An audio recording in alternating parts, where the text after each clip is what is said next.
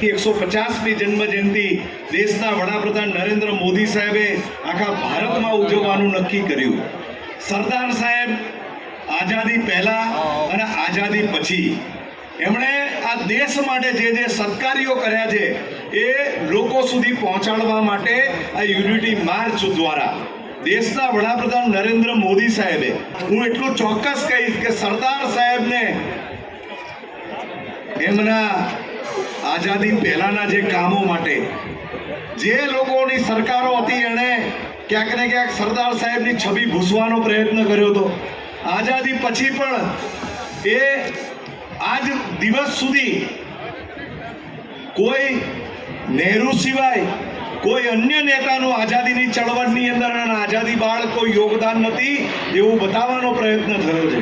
પરંતુ 2014ની અંદર દેશના વડાપ્રધાન તરીકે નરેન્દ્ર મોદી સાહેબ બેઠા અને એમણે જોયું કે ઘણા એવા મહાપુરુષો હતા, ડૉક્ટર બાબા સાહેબ આંબેડકર હોય, સરદાર વલ્લભભાઈ પટેલ હોય, સુભાષચંદ્ર બોઝ હોય, વીર ભગતસિંહ હોય, આવા જે લડવૈયા આઝાદીનું જેમણે પોતાના જીવનું બલિદાન આપ્યું છે એવા લોકોને ઉજાગર કરવાનો, વીર સાવરકરની વાત હોય તો એવા લોકોને ઉજાગર કરવા માટે આદરણીય મોદી સાહેબે એ નિરંતર પ્રયત્ન કરીને આજે સરદાર સાહેબની 150મી જન્મ જયંતિ દ્વારા લોકોને ખબર પડે કે આઝાદી પહેલા સરદાર સાહેબે આ દેશ માટે શું શું કર્યું હતું।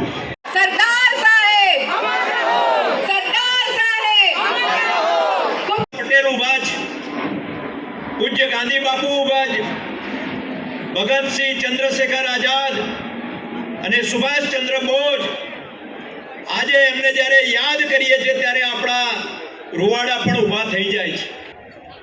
જો સરદાર પટેલ ના હોત તો આ બધા જ જે આપણે દર્શન કરવા જઈએ છીએ એમાં વિઝા લેવા પડત, પરમિટ લેવી પડત અને પછી જ આપણે એક રાજ્યમાંથી બીજા રાજ્યમાં જઈ શકત।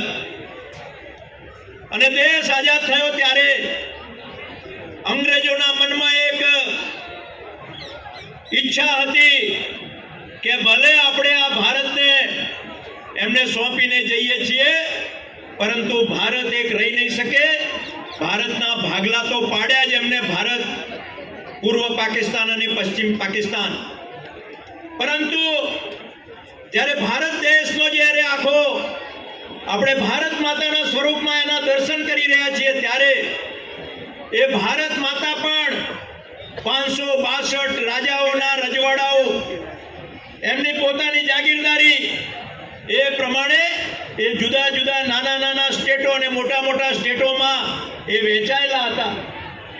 અંગ્રેજોના મનમાં હતું કે આ રજવાડા ક્યારે એક નહીં થાય, પરંતુ આ સરદાર વલ્લભભાઈ પટેલ, સરદાર પટેલની અદમ્ય ઈચ્છા શક્તિ, અખંડ દેશ પ્રેમ અને અસાધારણ વ્યવહાર કુશળતા આ એમના ગુણો હતા।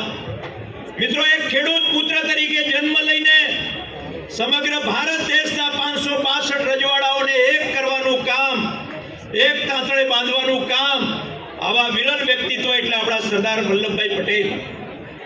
સરદાર સાહેબ કે જેમણે આ દેશમાં આઝાદીની ચળવળમાં અગત્યનું જો કોઈ પાસું અગત્યનો ભાગ ભજવ્યો હોય તો એ ગુજરાતના સરદાર પટેલ અને ગાંધીજી હતા।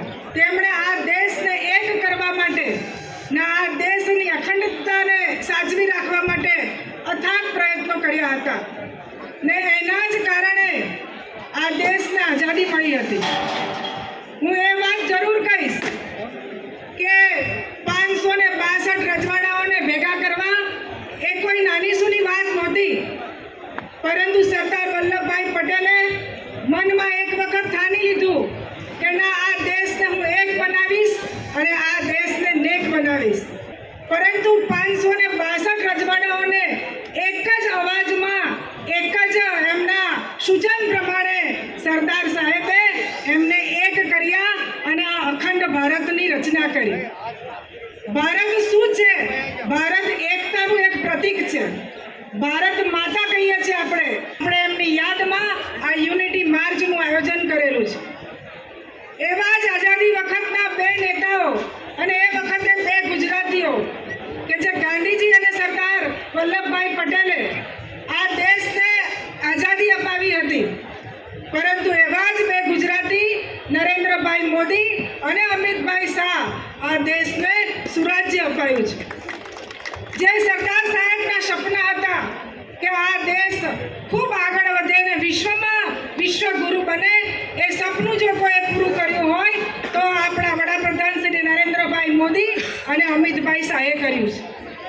એ વખતે ગાંધીજી અને સરદાર વલ્લભભાઈ પટેલના મનમાં એક દુઃખ રહી ગયું હતું કે કાશ્મીર એ આપણા દેશમાં વિલીન નહોતું થયું, પરંતુ આજે આમનું સપનું જો કોઈ પૂરું કર્યું હોય તો આપણા અમિતભાઈ શાહે 370ની કલમને દૂર કરી અને આજે સરદાર સાહેબનું એ સપનું પૂરું કર્યું છે.